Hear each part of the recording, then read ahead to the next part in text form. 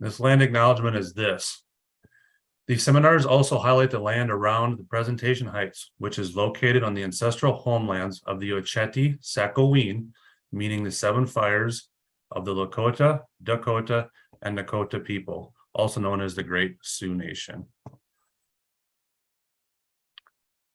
With that, I also wanted to introduce two very esteemed people who will be our main presenters, both Dr. Nancy Tuckman and Dr. Michael Shuck. Dr. Nancy is the Dean of the School of Sustainability at Loyola University in Chicago. She is also the founder of that school. And Dr. Michael Shuck is a Jesuit professor within that school, and I believe also has some other teachings at that facility as well.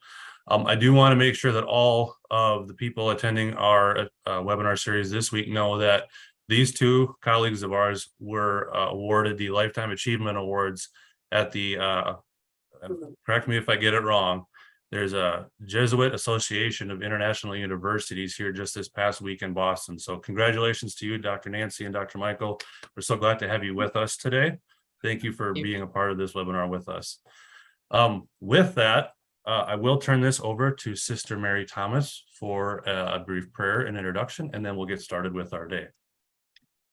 Thank you, Jared and Jamie, for arranging this and for working so closely with Nancy and Mike. And they have been on our property. They have walked the land, and so they know things up close, and they're willing to share with us their gift of wisdom and knowledge around how we, this new online community, can live more fully into our call to put Laudato Si in right relationship with everyone, earth, and all of God's people. So with that, let us pray. You show us the path of life, O God. In your presence, there is fullness of joy. For the morning light and its irresistible dawning, for your untamable utterances of life in boundless stretches of space and the strength of the waves of the sea. We give you thanks, O God. Release in us the power of your Spirit, that our souls may be free and our spirits strong. Release in us the freedom of your Spirit, that we may be bridled by nothing but love, that we may be bridled only by love. Amen. Amen. Amen. Thank you, Sister Mary. And with that, Michael, I'm going to transition control of the webinar to you here, and we'll get started. Great. You have control, sir. All right.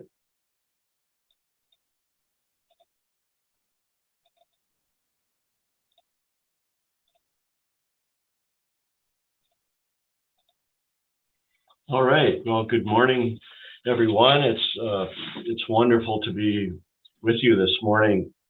I know that Nancy and I are really honored to be able to be part of the work of the Presentation Sisters of Aberdeen, and to be able to present and to be participating in these next 3 days.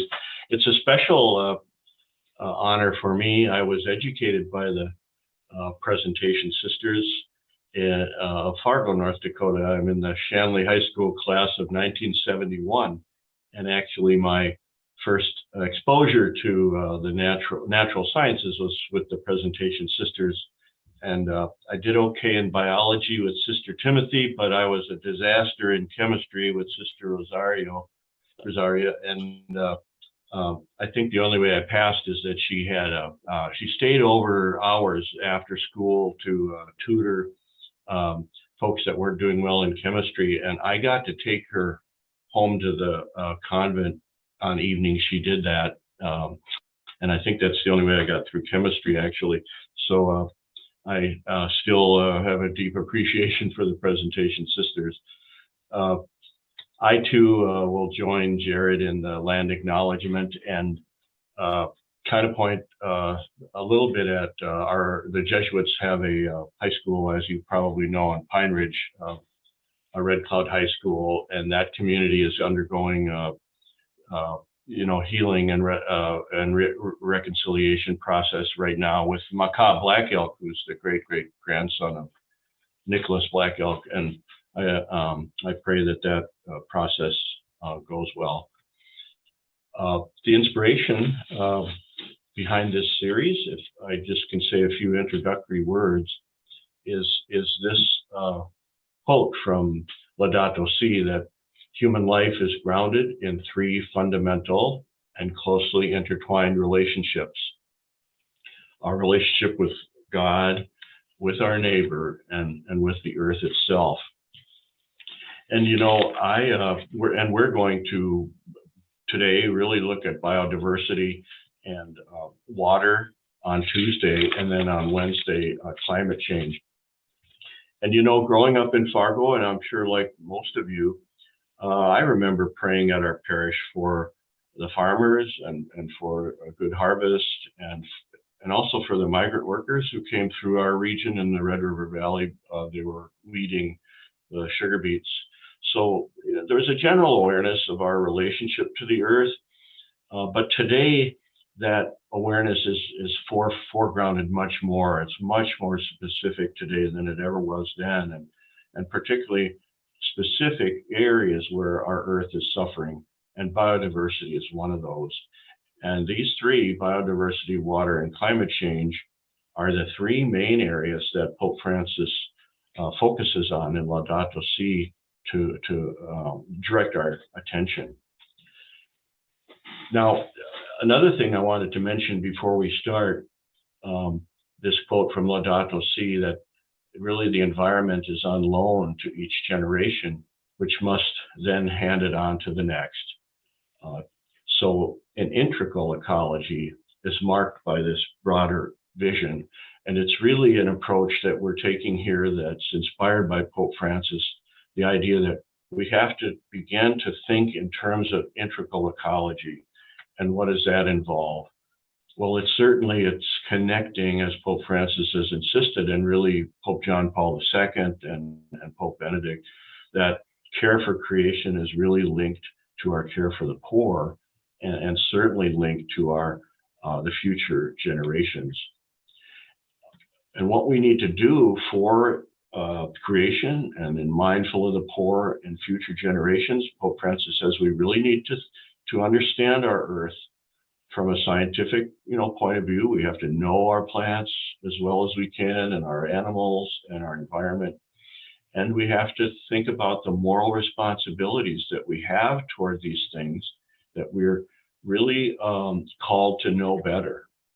And then to bring our souls and our prayer to this work, and be then motivated to act. And this is really what integral ecology is. It's the combination of an awareness of the earth that's present to us, a kind of a new awareness of that, and a bringing up of our moral responsibility in prayer, and then acting. Jared and Jamie, Nancy and I were with them for a weekend, and Sister Mary, and we could see that, Jared and Jamie and Sister Mary, they're doing this. And it doesn't take a great deal of self-consciousness, but if you're going to educate the next generation and deepen our own appreciation for what we're doing, it's helpful to focus a little bit on these four dimensions, and that's what we're going to do. And Healing Earth is the textbook that Nancy and I have edited and led since 2015. That's a free online textbook. And you can get, if you have time, you can get a little background on this integral ecology approach in the introduction to the book.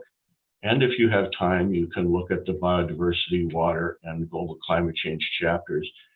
Nancy and I will be talking more specifically about the Aberdeen situation with respect to these features, and also kind of globally.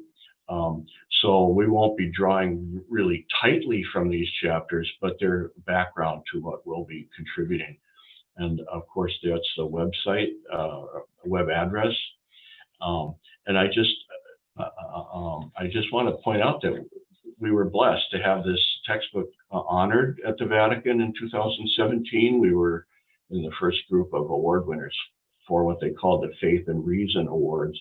And it was part of Cardinal Ratzinger Foundation at the Vatican. At the time we were awarded the winning the award there, I was able to meet Pope Francis, and for an altar boy from Fargo, this was one of the high points of my life when we were there. And I only mention this because to let you know that Healing Earth has been, in a sense, kind of validated by the church, and so it's a place to go to get a kind of an integral, Pope Francis's integral ecology approach to these features of our natural world.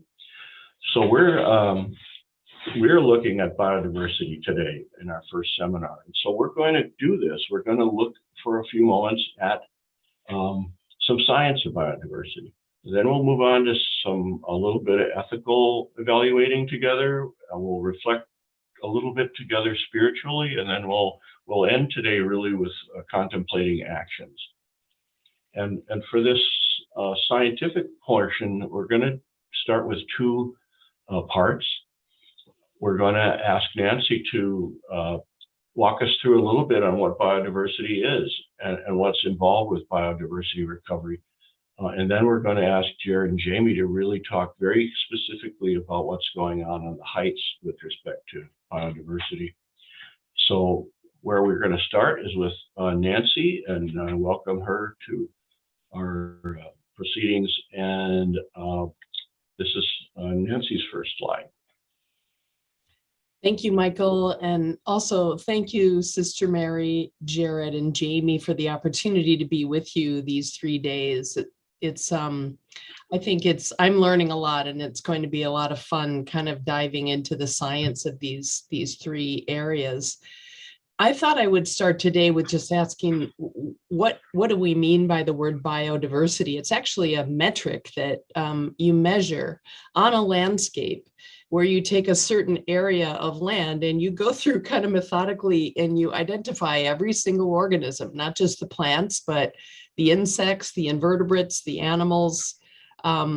So you're looking at how varied are the species of life, all the way from the bacteria and fungi to the big plants and animals in any given area or region. Why we care about this is because high biodiversity confers a very healthy and balanced, also a resilient and resistant ecosystem, resilient and resistant to disturbances like drought and flooding and wildfires, hurricanes, tornadoes, any kind of disturbance. Whereas a low biodiversity ecosystem that's missing many of its native organisms supports few species, and they become very vulnerable to natural disasters, to disturbances, to pests that may come in. And that means that they tend to have a low resilience and resistance and are not very sustainable. They typically require a lot of care and feeding, if you will, from humans. Like they need to be watered, they need chemicals, to kind of be maintained. Next slide, please, Mike. Here we go. Okay. And I just want to talk about grasslands, because they end up being some of the most biodiverse ecosystems on our planet. They cover about 40% of the land mass on planet Earth, and yet they're very vulnerable. Only about 10% of all of our grasslands are protected. More than 80% of native grasslands have already been transformed into croplands or pastures, and so their biodiversity has basically been eliminated. Next slide. Temperate grasslands are a specific type of grassland that you find at the band around the Earth at about 45 degrees north and about 45 degrees south. Those are kind of the temperate regions of the Earth. And in North America, we have one of the largest tracts of temperate grasslands right there in South Dakota and further west of you as well. So these temperate grasslands are one of the most endangered biomes, mostly because they've already been converted to crops. And on an annual basis, more and more acres are intensively being turned into cropland and grazing. An important thing to know about grasslands, not only do they support high biodiversity, but they account for about 30% of the carbon stored in the Earth's soils.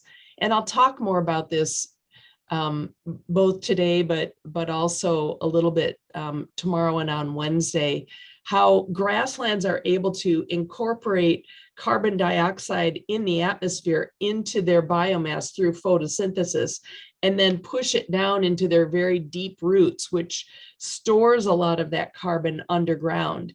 And of course, carbon dioxide being a greenhouse gas is something that we're trying to reduce in our atmosphere in order to mitigate the effects of climate change. And our grasslands are really good and effective at doing that. But when we plow them up, when we break that sod in order to plant crops, a lot of that carbon that's been stored in the soil for thousands of years is released. And so there's a lot of damage done there. We do know that if these grasslands are converted to grazing lands, that there are restorative grazing methods that can be applied, and they're much more effective at sequestering carbon dioxide into the ground. So there is a movement to move from the high intensive grazing that causes what we call desertification. It turns grasslands basically into deserts. There's a movement to move from that high intensity grazing to more restorative practices worldwide. So we're hoping that that's something that takes hold. Next slide, please. Let's focus on South Dakota. The native ecosystems of the beautiful state of South Dakota are primarily temperate grasslands, or we call them grassland shrub systems, or better known as prairies. Prairies occupy about 82% of South Dakota. There are also a lot of riparian and wetland systems, streams with little shrubbery next to in the riparian zones of the streams. These occupy about 15% of the state, and they're typically found within the prairie ecosystems. And then especially on the west side of the state in the Black Hills, about 3% of the state is forested ecosystems. So in the next 3 days, we're going to focus primarily on the prairies because that is the predominant ecosystem in Aberdeen and Sioux Falls, and actually in most of South Dakota. Next slide. Look at the biodiversity that you have in the state of South Dakota. This is just a snapshot. It's not all the plants, it's just some of the native wildflowers that you see. It's most of the mammals, most of the freshwater fish, certainly not all of the birds, and the butterflies are only one little sliver of all the invertebrates that make their home in South Dakota and South Dakota prairies. But this is just part of the awe of nature and the beauty of the diversity that South Dakota houses. When you look at a prairie system, it looks kind of simple because it's actually only kind of two-dimensional. It's not like a tropical rainforest that has all sorts of canopy layers and sub-canopy layers, so it isn't, the verticality isn't there. So you think of it as kind of a simple ecosystem, but there's a lot going on in those tall grass prairies, and there's a lot going on underground that we never really see as well. Next slide, please.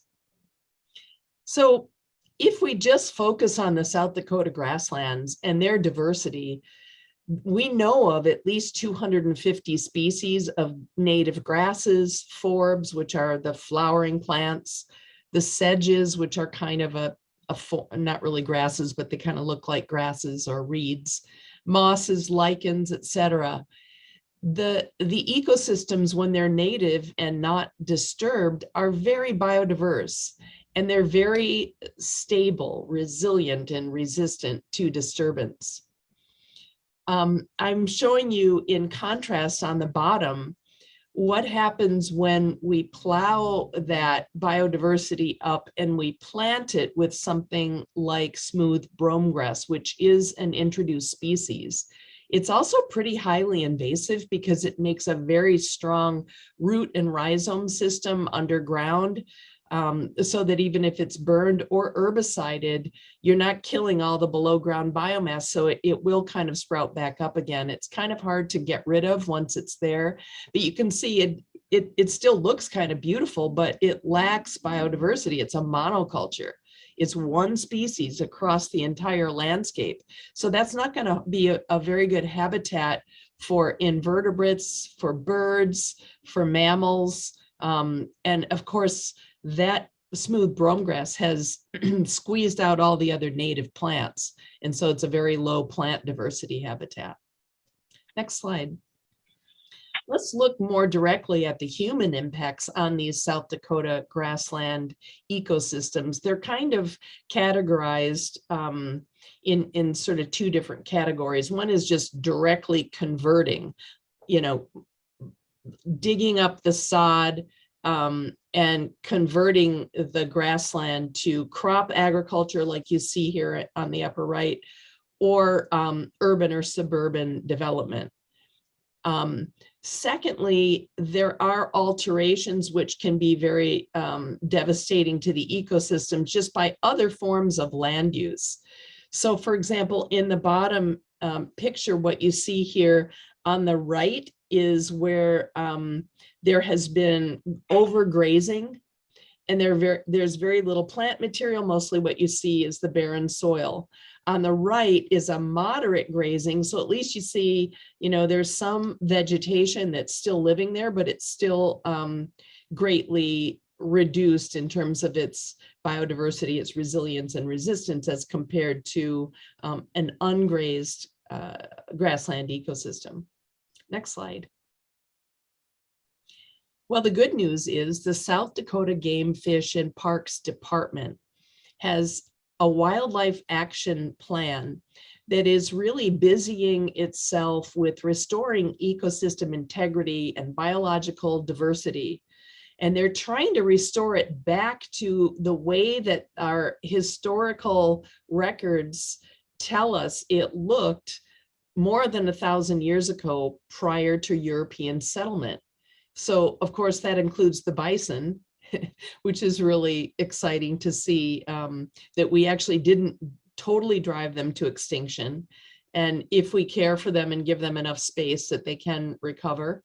But the diversity is really what they're looking for. And you can see in the top image here, a group of volunteers that are working with the South Dakota Game, Fish, and Parks Department on a specific tract of prairie system, and they're doing planting. They have worked on removing the smooth brome grass and trying to recover biodiversity. The plan is, once these areas that they are able to recover the plant biodiversity, then they will bring the grazers back in, the native grazers, and allow them to be the natural part of the landscape, which they are supposed to be. Next slide.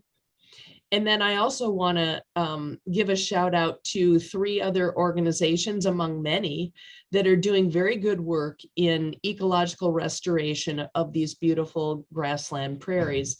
The Nature Conservancy is a terrific organization that has been buying up property from farmers who are ready to retire and they don't have a son or a daughter who wants to take on the agriculture business, so they will sell it. The Nature Conservancy is keeping their eye on these farmers, and they swoop in and they buy it before the land can go open on the market. And then they use it they try to conserve it and preserve it and bring it back to its native habitat. Northern Prairie Land Trust is a good way for people to, if they have the wherewithal and they own land, to keep it in a conservation status in perpetuity by putting it into a land trust.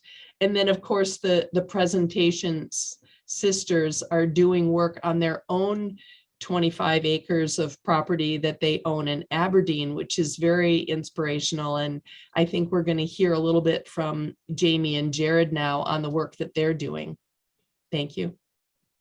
Thanks, Nancy. And you're right. You know, for us, it's such a blessing for us to be able to really go local and learn some specifics about biodiversity, you know, on Presentation Heights. And Pope Francis has been so, you know, insisting that we don't get too abstract, that we really try to stay local. And Jamie and Jared have really helped us with that. So I'm going to turn this over to Jamie and Jared right now. Thank you, Michael.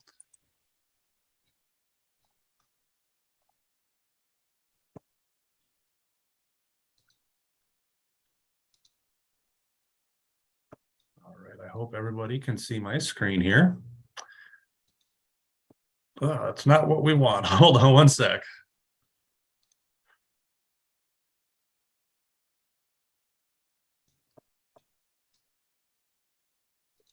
All right, can we see my slideshow now? Yep. All right, thank you.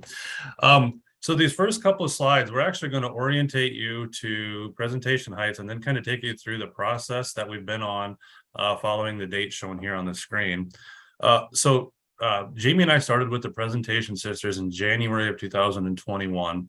And what you see here is really our first trip up to Aberdeen to survey the land and to kind of get our heads wrapped around what the project might entail, see what was there.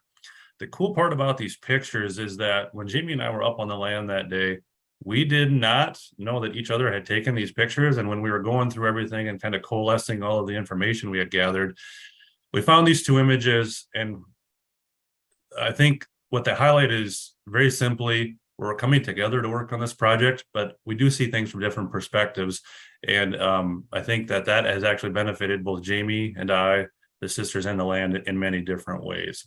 But these are very important pictures because they were our first time on the land together. Okay, this next image is probably the best image we have to really highlight the project that we're working on in Aberdeen. This is in its entirety Presentation Heights.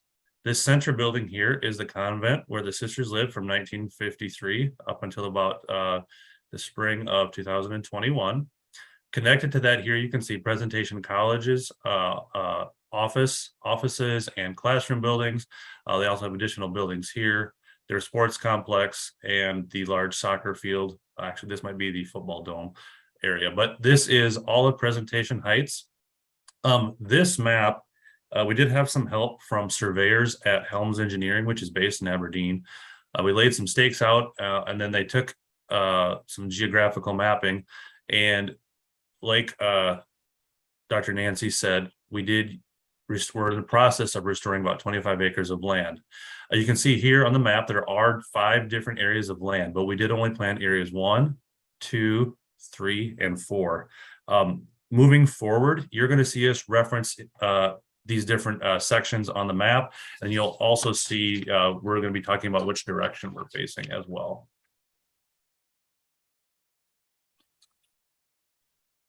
All right, now before planting began on the ground, this is what our property looked like. This is a short, smooth brome grass early in the spring, still growing. And as you can see, there's not a lot of diversity here. All you see is the grass. In the distance, you can see some of the reeds around the wetlands that go through the area, but there's not a lot going on.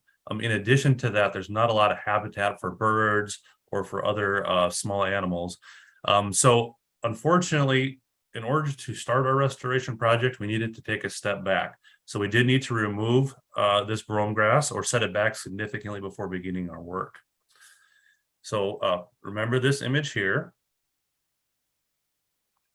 Now this is section 1 looking north. This is the area that was just shown to you in the prior slide. You can see the drastic change in this area looking to the north on section 1. We did use a chemical to kill the smooth brome grass. After that happened, we did mow it very short, and then we used a light drag over the dirt to kind of prepare it for the land and for the planting. It needed to soften it up a little bit. But again, that was very shallow work. So you can see the drastic difference between this growing smooth brome grass, what we've done to start our project. And then here in the next image, this was on May 24th, 2021, when we did our first planting of warm season forbs and grasses. David Dutenhofer used his equipment. He is with the National Resource Conservation Service in Aberdeen and part of Brown County. They helped us to complete the planting, use the equipment you see here on the left. The image on the right is a seed line that is created by the planter. The planter itself, we only want it to go about a 1/4 inch deep with our prairie forbs and grass seeds. And this line shown right here is actually just one of those lines that we were checking to make sure we were getting adequate seed flow.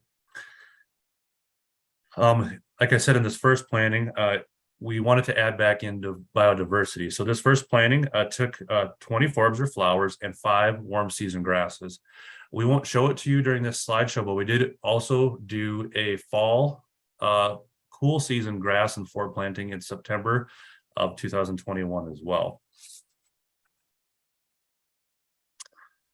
This first plant on the left is the partridge pea. And the reason we're showing it to you is because during our growing season last summer, despite the lack of rain, this plant grew. Like I said, it was our partridge pea. And what it does is it grows to flower. And then after it flowers, it grows seed pods. Those seed pods then disperse amongst the ground and it kind of reseeds itself every year. So you can see here, August of 2021, when we were able to get back on the land in March of 2022, this is that same exact plant. It's seeded and it's now being reabsorbed by nature and getting ready to go forward. And with that, I'm going to turn the next parts of our land over to my colleague, Jamie Rissy. Thank you, Jared. Good morning. So you go from that beautiful flower, the partridge pea, and you look at this. Again, this is section 1, March 2022. Again, it's after winter, and so it's not going to look lively, but we wanted you to see what the land looked like after we had done the fall planting and through the winter. And so as you notice on section 1, looking south, you see a little bit of water, you see a few stubbles of things, and then you look east, looks just a tad, I don't know if that was just our camera or if it looks a little prettier. And you can see in the distance, and that is the actual football dome of the Presentation College. Next. So you saw March. Now let's go to May.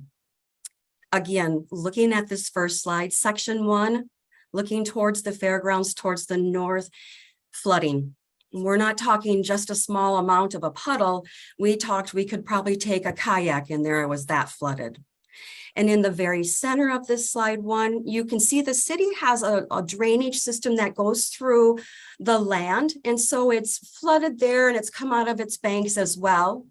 And on the right, section 2, you can also notice that's flooded in the first slide, and go over to the second slide and the flooding on that side as well.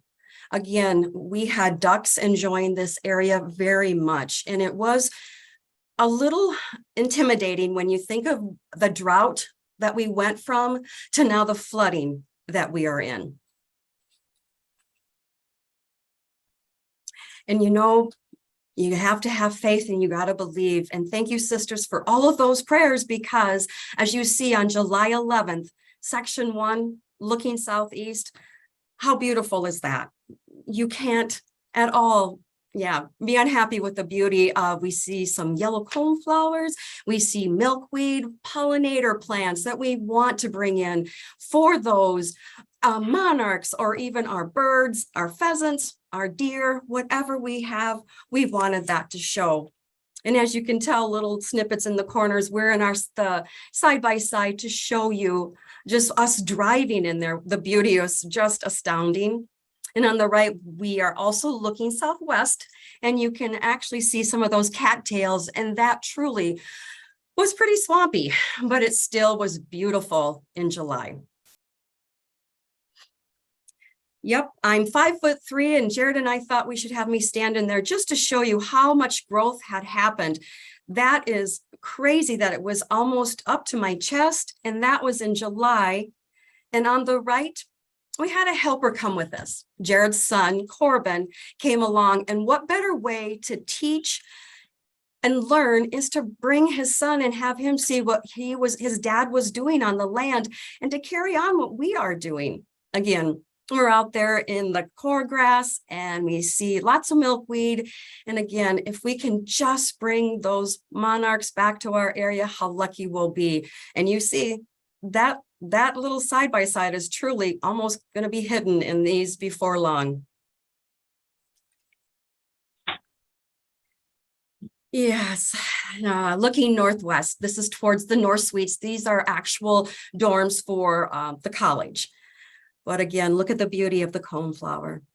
I actually think, or excuse me, the black-eyed Susan, he just beaming up at us, looking at how beautiful God's creation and what it was hiding in that seed bank under the ground, and what it brought up when just months before it was flooded and we didn't know what we were going to see. You also see a little bee balm, little purple flower in there too, that's peeking its way up. And the one on the right was actually kind of a fluke. We were driving in section 1 and we stopped, and I just pulled back the cordgrass and all of the others, and look at the beauty of that black-eyed Susan peeking out and saying, I'm coming up as well. Truly is God's blessings on this land. Well, you see those areas that we've had such beautiful growth and so much happening. Well, we have to be honest. We have some areas that truly had needed some TLC, some love, and were truly full of salt. Remember that flooding that Jared said, make sure and remember? Well, we happened to get 250 plugs and their individual little plants, and we would break those open and we planted those on the section 2, where we were really hoping that cord grass would really like being in with that salt and that dirt. And the one on the right, again, was us. I need to be honest, that day was 100 degrees, and Corbin stuck with us that day as well and helped plant those little plugs on 2 different areas. It was a great experience for me to watch Jared and his son working in the land. All right. Thank you, Jamie. I hope everybody kind of has a little bit more of a focus on the land that we're working on in Aberdeen. With that, we will turn this back over here to Michael. All right. I think I can get my screen up here. Yeah. Great. You can see that okay? All right. Well, we're going to continue on with our reflection on integral ecology, and we just took a few minutes to look at the objective kind of reality of the science of biodiversity, and I think you already can tell what integral ecologists Nancy and Jamie and Jared are without necessarily putting that label on themselves. You could hear the kind of moral enthusiasm and the moral value that they place on this land, and how it really is a spiritual dimension in their lives and the actions that they're doing. So this is really what integral ecology is, and what an integral ecologist is somebody that lives this kind of whole person relationship to the earth. But let's focus a little bit specifically for a few moments on ethics. Science, it does help us acquire this empirical data that really helps us address our challenges. Ecological scientists really help us know what to do with our land. But science in and of itself doesn't really give us our morality. That really starts in our hearts. And that heart morality is really our affective response as human beings, as children of God, to the value of human beings and to the value of our communities. And as Pope Francis is really trying to remind us, the value of the natural world and that relationship we have with it. our friends, our family, and the earth. So with evaluating, just for a few minutes to look more specifically at ethics, I want to do a little art reflection, and then I'll talk a little bit about a particular foundation of Catholic environmental ethics, and that is this intrinsic value of nature. The thing I'd like to do with the art reflection is to just first of all say that, we know that artists often present very creatively objects from the natural world, and they do this for a reason. They're trying to communicate something to us, and often it's a communication that's inviting us to explore our relationship with the natural world and with the things that we value, which means, what we really identify as good, or what is right, or what is virtuous, that's, in our hearts. And I wanted you to look for a few moments at this beautiful painting by Buffalo Gauss, who's a Cherokee artist who lives in Oklahoma. He displayed this artwork at the Red Cloud High School art show, which happens every summer. And if you have a chance to get over to Pine Ridge and get over to Red Cloud High School, the art show is going on right now for the summer. This one was displayed in 2017, and I was just so captured by it. I would like you we're going to take 3 minutes in silence to just invite you to look at this. And I'm going to put a couple questions up on the right, and Jared's going to kind of time us, so we have a little chance to really look at this. And then we're going to just share for a few minutes our reflections on this artwork. One thing that I'd like you to keep in mind in your reflection is just really simply, what objects from the natural world does Buffalo Gauss choose to present to us? And really, as an artist, how does he bring these objects into relationship? Artists use line, they use color, they use placement. How is Buffalo Gauss using line and color and placement to present objects to us from the natural world? And the second question that we could discuss is, what moral values do you think that Buffalo Gauss is emphasizing in this painting? What does he want us to think about? And again, how does he use line and color and placement to invite us to think about our moral values in relationship to the earth? So anyway, let's take 3 minutes to just kind of calm ourselves and enjoy this painting with these questions, and then we'll reconvene. Thank you, Michael. I'll be starting the timer right now.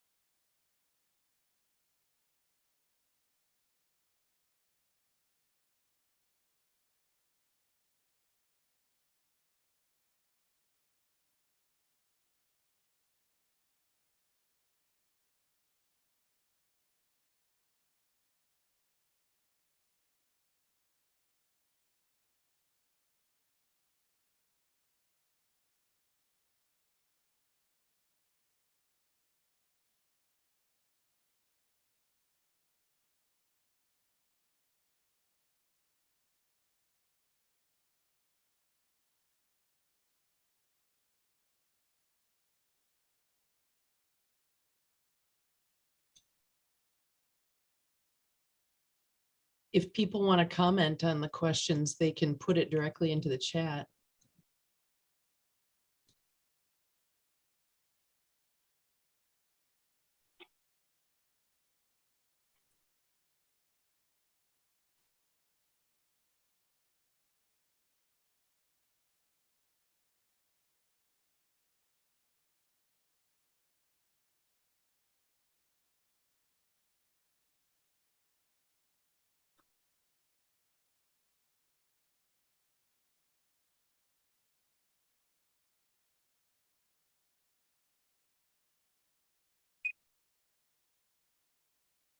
I hope that everybody heard the beep there. That is the close of our 3 minutes. And what I'd like to do is kind of reiterate what Nancy said.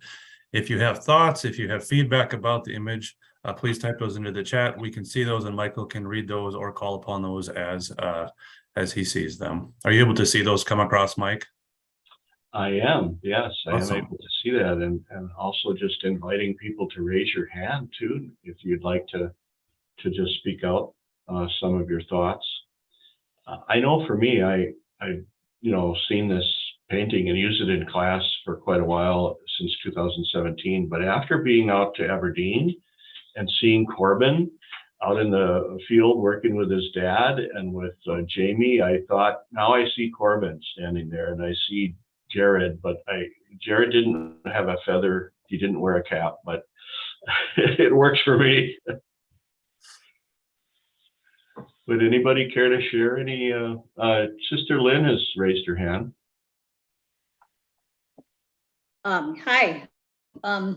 I thought the overall picture shows the embeddedness of the human family with the planet and, even the creation story. And that's done with the large, you could think of it as sun or universe symbol in the background behind the two individuals. And then the light under that pushes that forward, that's the creation story. And then how he brought the red color from the sun, and if you're the universe, from if you look up above, it's more intense, and then it comes down through the people and it intensifies again as it's rooted in the planet, in the earth. And notice how those roots are spread out, but the color red, which has meaning, red is a special color, and how it pulls all of that life forward together.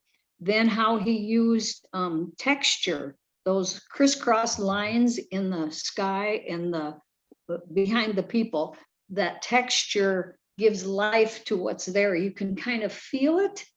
But then the dark blue down on the bottom that winds up to the right with that darkness, that's the unknown.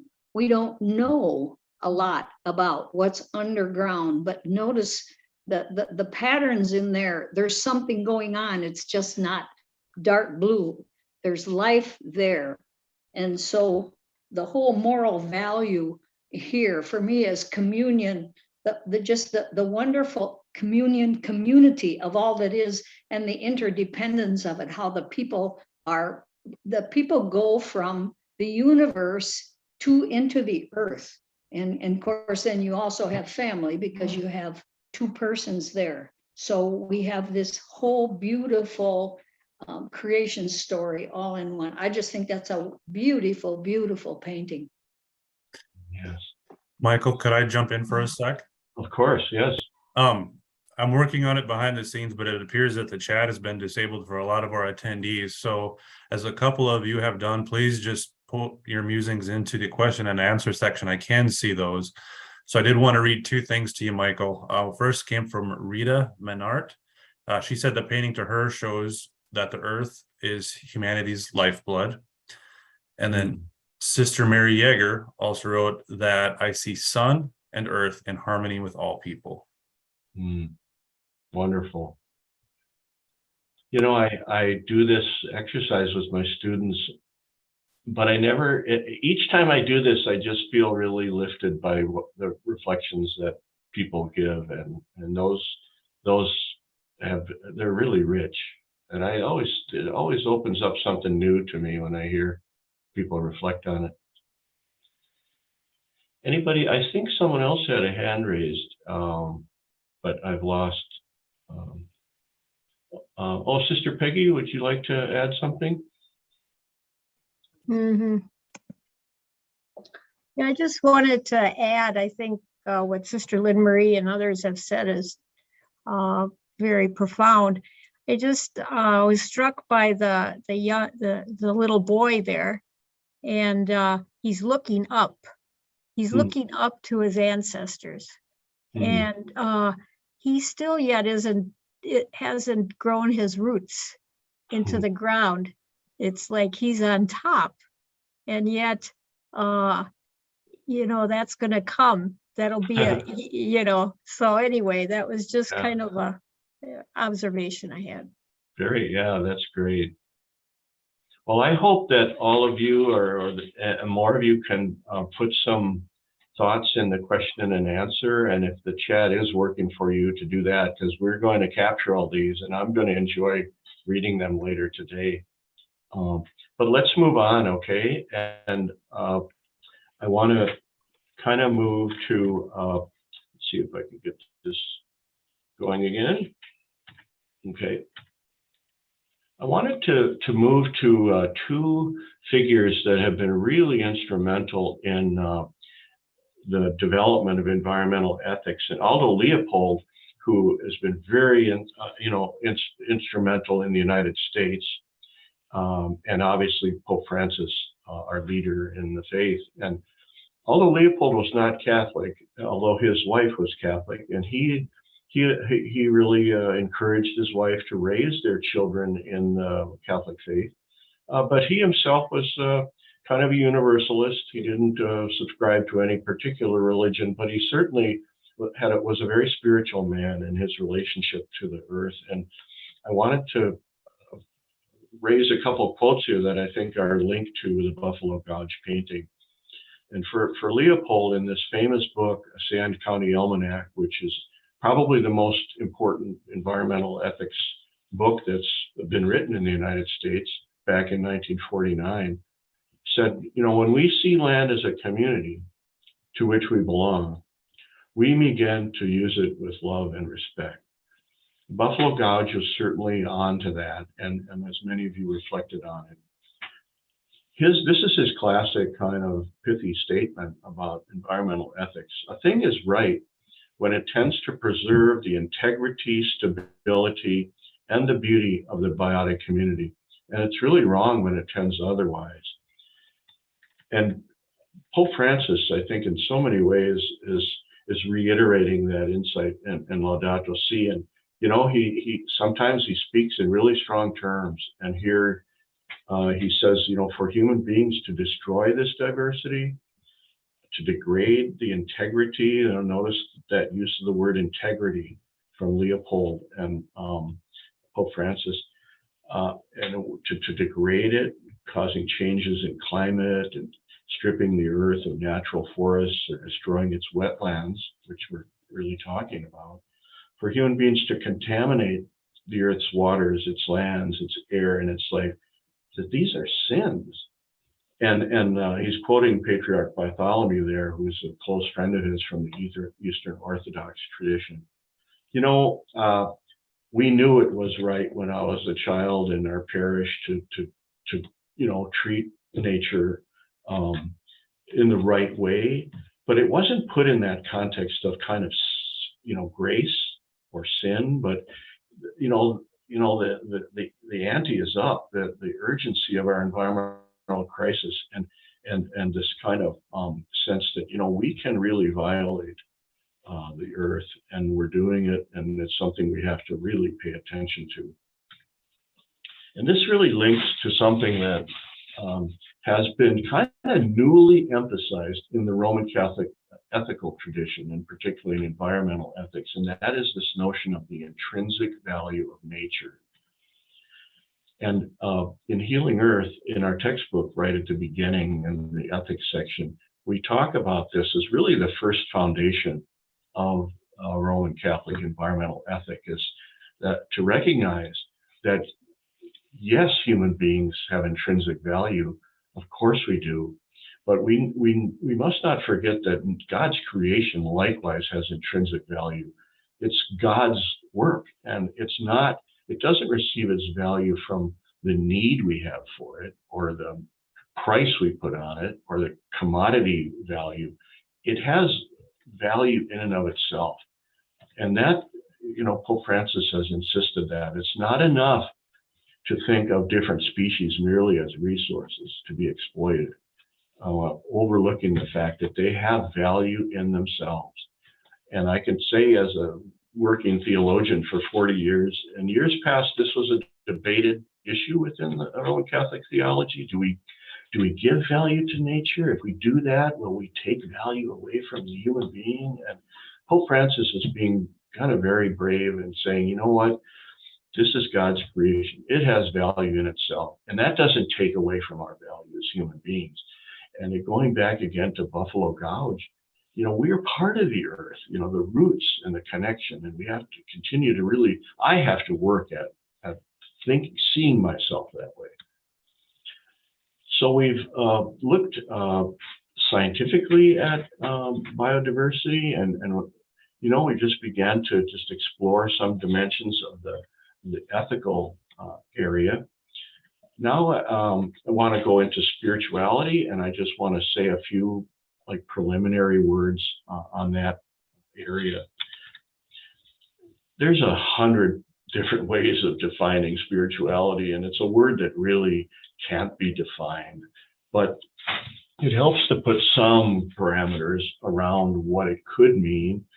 And I think for Pope Francis, if you look at Laudato Si, there's many kind of dimensions to spirituality in that text. You know, he addresses it to everyone, people that are religious or non-religious. And at that level, you know, all of us have a spirituality, whether we're practicing a religion or not. And for Pope Francis, that really, what spirituality really reaches into our deepest beliefs about the meaning of the natural world in our lives. And an atheist has that, right? An atheist has deep beliefs about the meaning of the natural world. And that's a dimension of our souls, of our spirituality. Some of us also have these experiences of awe in nature. And we have this experience of kind of encountering a sacred energy, you know, sacred beauty. And that gets us closer to a link between our experience in nature and a creator. And then certainly from time immemorial, human beings have engaged in drawing their experience of nature into their relationship with God as they understand God. And so the world is so rich with the religions of the world, various beautiful ways of linking how people understand God to the natural world. So what we wanted to do in this section of Reflecting Spirituality was to just explore from our own perspectives, maybe some meaning we found in working in biodiversity, and some awe experiences, and some reflection on prayer. And we're asking Jamie and Jared to reflect in their own lives on how their work in Presentation Heights has kind of stirred their souls. Thank you, Michael. I'm going to take the host from you here briefly, and we'll bring it back shortly.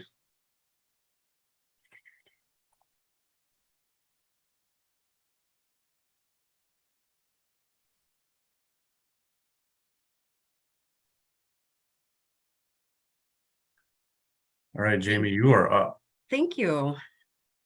Thanks, Mike. I just want to touch on something as Mike was speaking about Aldo Leopold. The really very unique thing is that South Dakota has what's called the Grassland Coalition.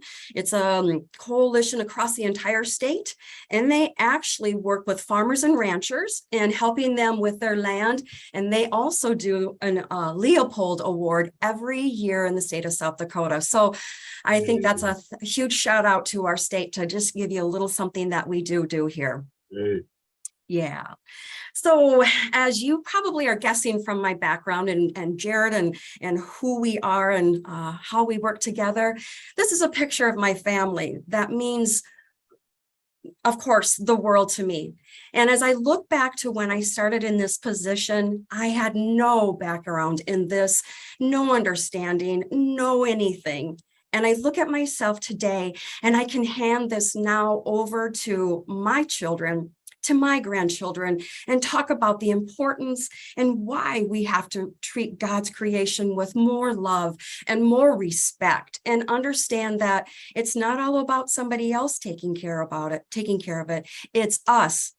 We need to be the ones that are taking care of it, and that we then will restore what we took away. And I think through all of us being strong and saying that, we can bring this beautiful earth back to where it should be.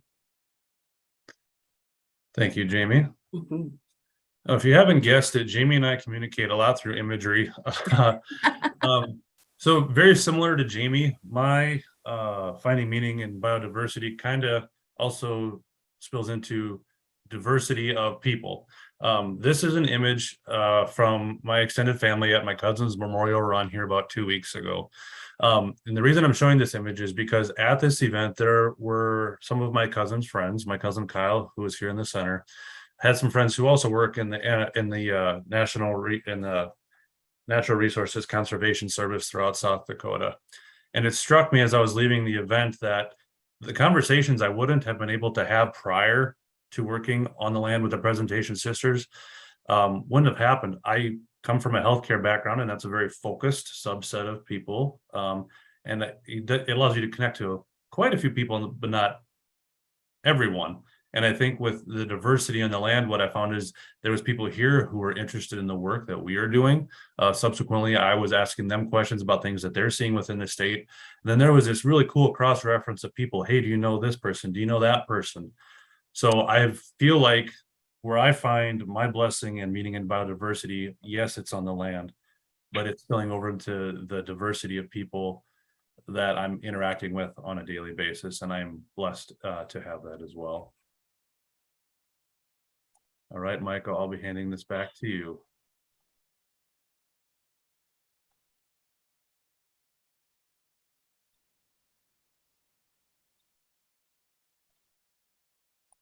Great. We've asked Nancy to reflect briefly on an experience of biodiversity awe that she's had in her life. I know she's had a lot, but she would like us to look at this picture with her. Thanks, Michael. When I was a graduate student, I was trained as an aquatic ecologist, and so I've studied a lot about the Great Lakes and many of the inland lakes and streams that feed into the Great Lakes ecosystem, and done quite a bit of scuba diving and snorkeling. But then during my studies, I had the opportunity to go to the Galapagos Islands, and that's where this coral reef picture was taken. And the experience that I had there was a kind of a literal breathtaking, where I was underwater looking at the beauty of the colors and the shape and the movement, and also feeling the water, the pressure of the water on all parts of my body as I was moving really slowly through it. It felt like a blessing kind of holding me, and I lost composure. I started crying underwater.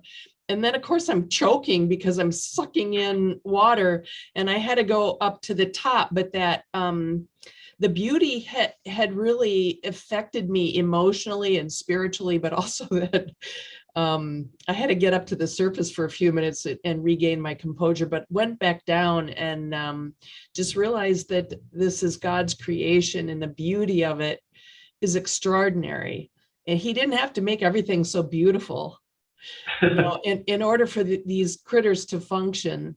But the beauty is a gift, and I just really treasure that. Great, thank you, Nancy. I just want to say a couple reflections on prayer, our kind of third dimension of spirituality. And okay, I'm a theologian, so you have to give me a little slack here. But so, for centuries, Christians all over the world have put the meaning and beauty of nature's variety into prayer. And part of that has been how nature witnesses to God's goodness. And all the way back to the 13th century, we have such a rich tradition of spirituality and theology in our Catholic faith. And all the way back to the 13th century, Thomas Aquinas wrote that because God's goodness could not be adequately represented by any single creature, God produced many and diverse creatures, that what one lacked in representing divine goodness might be supplied by another.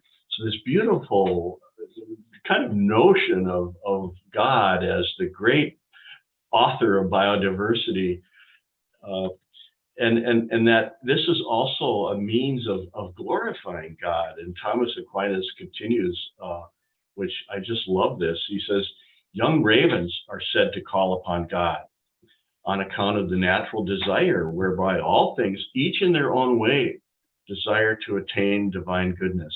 Animals are said to obey God on account of the natural instinct whereby they are moved by God.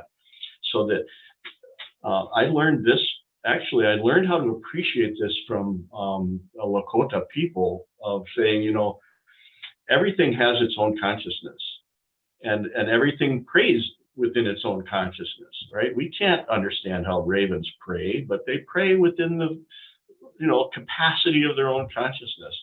And, you know, even Thomas Aquinas kind of channeled that. And 7 centuries later, here it shows up again in Laudato Si, and where Pope Francis says, you know, each year sees the disappearance of thousands of plant and animal species which we'll never know, and which our children will never see. And because they've been lost forever, and the great majority become extinct for reasons of our human activity. And here it is, because of this, thousands of species will no longer give glory to God by their very existence and not convey their message to us. We have no such right. And here is such strong language, you know. These biodiversity helps us pray. So these are, you know, elements of seeing scientifically, evaluating ethically, reflecting spiritually. You know, you see how with a little bit of attention to these dimensions, how we enrich kind of what we're already doing by naming certain things that we're doing and further enriching it. So we're gonna kind of end with some reflection on action. And we really want to look at some protecting biodiversity in our daily lives and some practical suggestions. And I'm going to ask Nancy and Jamie and Jared to share some of those. And I know this is a slide that Nancy wanted me to share with you. Thanks, Mike. And I'm thinking, you know, since these are global issues, we're losing biodiversity in the, you know, in the Amazon rainforest and all the way up into the Arctic. But we have the most kind of control over acting locally and even in our own homes. And so I would suggest a few things that we can do to recover biodiversity and encourage biodiversity in the little, maybe the little yards that we own or the little piece of property that we care for, we steward. Replace your turf grass in your yard, or at least patches of it, you know, make little islands of biodiversity by pulling up that turf grass, which is a total monoculture and requires a lot of chemicals in order to keep it that way, which is a little bit insane. Allow native plants to provide forage for pollinators and habitat and seed for birds.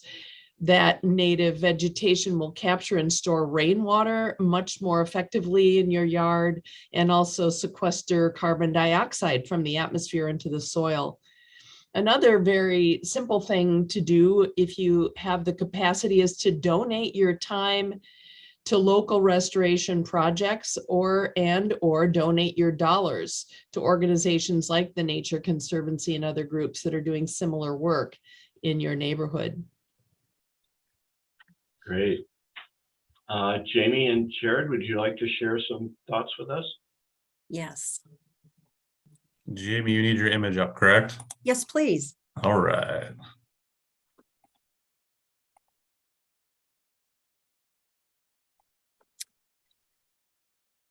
So as you go back to when we began our planting on the land, again, I am an urban city girl, so for me, this was fascinating. And so we had some seed left and we had put it in baggies. Jared had separated it and we gave it to, I took some, Jared took some, we gave some to the sisters at Presentation Center and we gave them to the sisters at Presentation Place. And this is at Presentation Place in Aberdeen. And how beautiful it is that they planted those seeds for us, with us, and look at They have what we have on the land in a smaller form, but they also now, as you see the playground in the background, if there's little kids, they're seeing this and maybe they can come over and chat with our sisters with those beautiful smiles. I'm so proud of what they are doing for us as well, not for us, with us. And again, how beautiful is this? Thank you, sisters. And then I guess what I'll say relative to actions to maintaining biodiversity in our daily lives, what Jamie and I have learned through the course of our time with the Presentation Sisters on this project, and keep in mind we have healthcare backgrounds, we knew nothing. What we're finding is that there are so many people in South Dakota, in Chicago, nationally. There are all of these people doing these pockets of great things. We have the South Dakota Land Trust, as Nancy mentioned. We have the South Dakota Soil Health Coalition. You have Ducks Unlimited. You have the South Dakota Grassland Coalition. So many different people who are doing things. I think if you have a questioning attitude, a willingness to learn, you can reach out to these groups and learn a ton from them.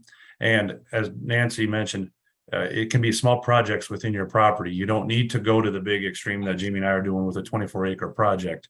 I think highlighting that for everybody makes that action a little bit more palpable. So I wanted to make sure we stated that the other thing that's really cool, and Michael and Nancy are a really good example of this.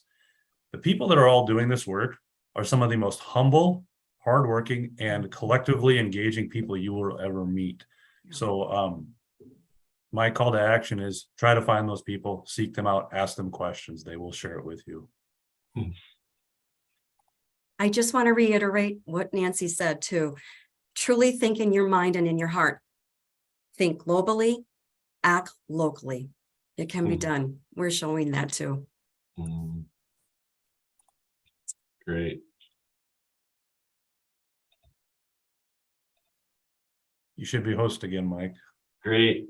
And, I don't know if how our time is, but we did want to invite those of you that are with us, if you, in your own world, in your own experience, do you have some actions that you might suggest to us that really, seek to preserve, extend, restore biodiversity? If you would like to share some of those ideas in chat, that would be great.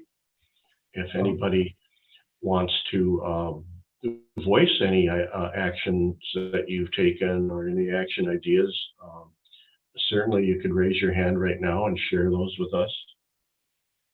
And I have not yet been able to get the chat to work. So if you have things to say, please do them through the question and answer section, or as Michael just highlighted, please raise your hand and we can call upon you and unmute you. Okay.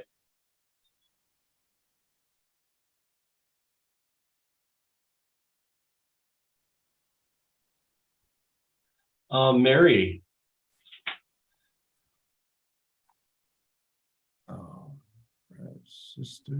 Did you mean Mayor Mary Thomas?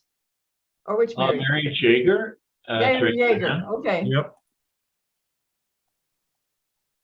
I'm trying to unmute her and I apologize, Sister Mary, that it is not working at the moment.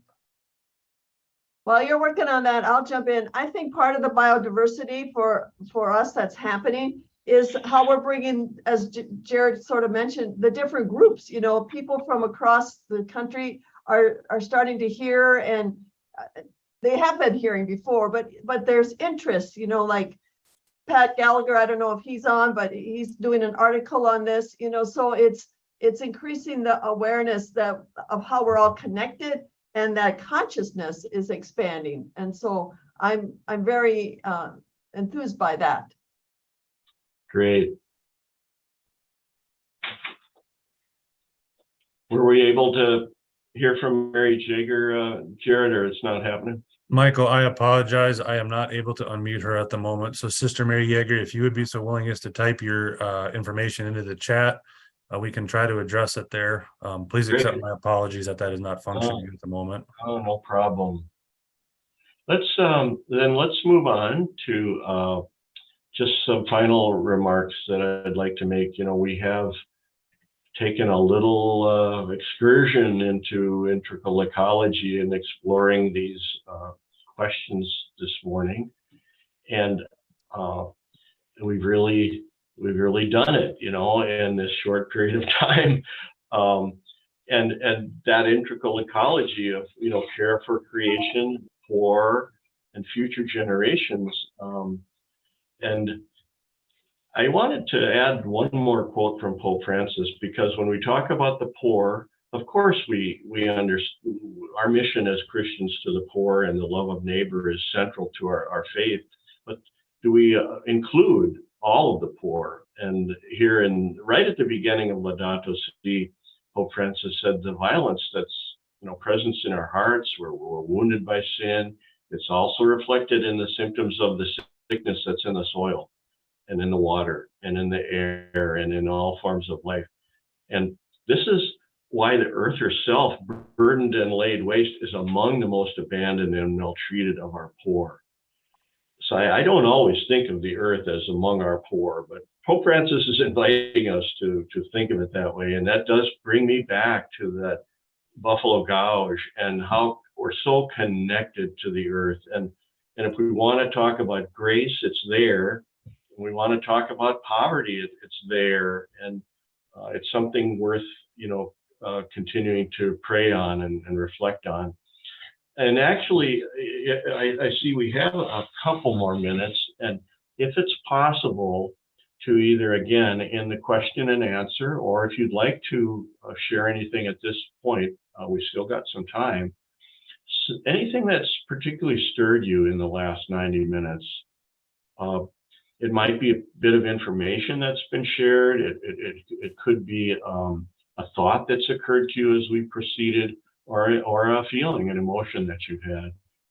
If anybody would, you know, care to share something that's stirred within them since we've been together this morning. Real quickly, as people are thinking about what Michael just asked, Sister Mary Yeager did type into our question and answer piece, and I'll just read it aloud. She said she just wanted to share her experience with composting at Presentation Center with the guidance of Jamie and Jared. She says that she believes it's going well, and it's certainly very much a part of biodiversity. Yes, that's great. Anyone else care to voice stirring?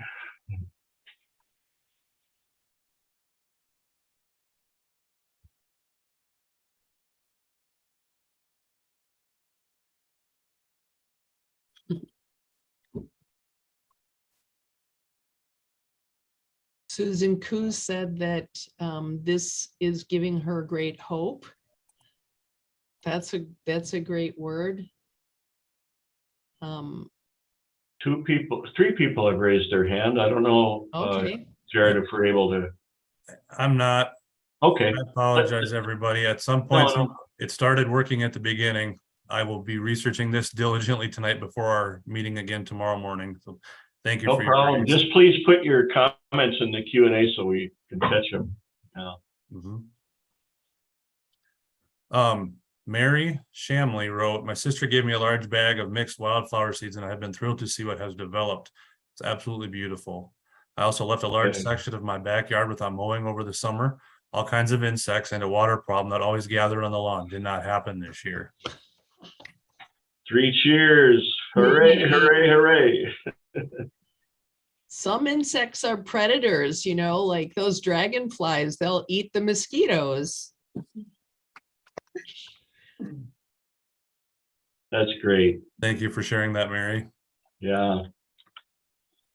Well, Jared, we'll be able to capture the Q&A just as we are able to capture chats. So Yep, everything that all the chats and all the Q&A sections from our events, both today, tomorrow, Wednesday, will be saved. yay, great. Well, with that, I'm going to just remind you all that tomorrow we'll be back, and we're going to really direct our hearts and minds to water, both globally, the water situation, and also locally on the heights. And again, we'll be, you know, doing like we did today. We'll go through issues of water and the prairie biome and the gift and challenge of water on the heights. And we'll be looking at, actually, we'll do a reflection on an environmental cartoon that'll get our ethics discussion going. And then really talk about the virtue of courage, which is so important to environmental ethics. We'll look at the meaning that water has brought to our lives and some awe experiences, prayer with water. And then we'll end again like we've done today with some action observations.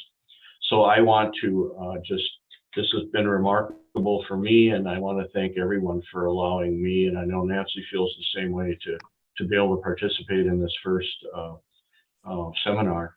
So I'm going to turn it back over to Jared.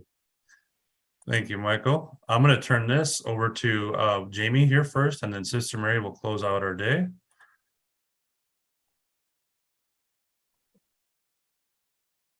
All right, Jamie, here's your All slide. right.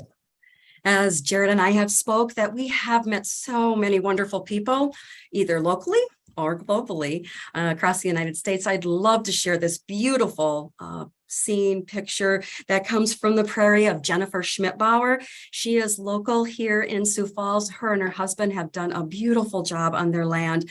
Isn't this just breathtaking to watch and look at? So I want to read this next area to you. We conserve only what we love. We love only what we understand and value. We value only what we are taught. With that being said, I'd like to thank everyone and now turn it over to Sister Mary Thomas. Yes, thank you, Jamie and Jared. Nancy and Mike, I have to say my heart is just full as you so gently yet profoundly led us through this last 90 minutes as we, in a very whole way, we're able to look at the connectedness in its parts, yet it contributed to the whole. So thank you for that incredible gift. And I'm anticipating the next 2 days even more so than I was before. And so I will just close with the line that I started with from Psalm 16. You have shown us now the path of life, O God. And in your presence, in this fullness, in this diversity, is the fullness of joy. God bless you. Thank you all for participating, and we'll see you tomorrow. Bye-bye. Bye. Thank you, everybody. Thank you. Again, we will start our webinar tomorrow at 9:30, just like we did today. Thank you, everybody, and we'll hope to have all these little bugs worked out. And thank you for your patience. Have a good day. Thanks, Bye-bye. Jared. Thanks, everybody.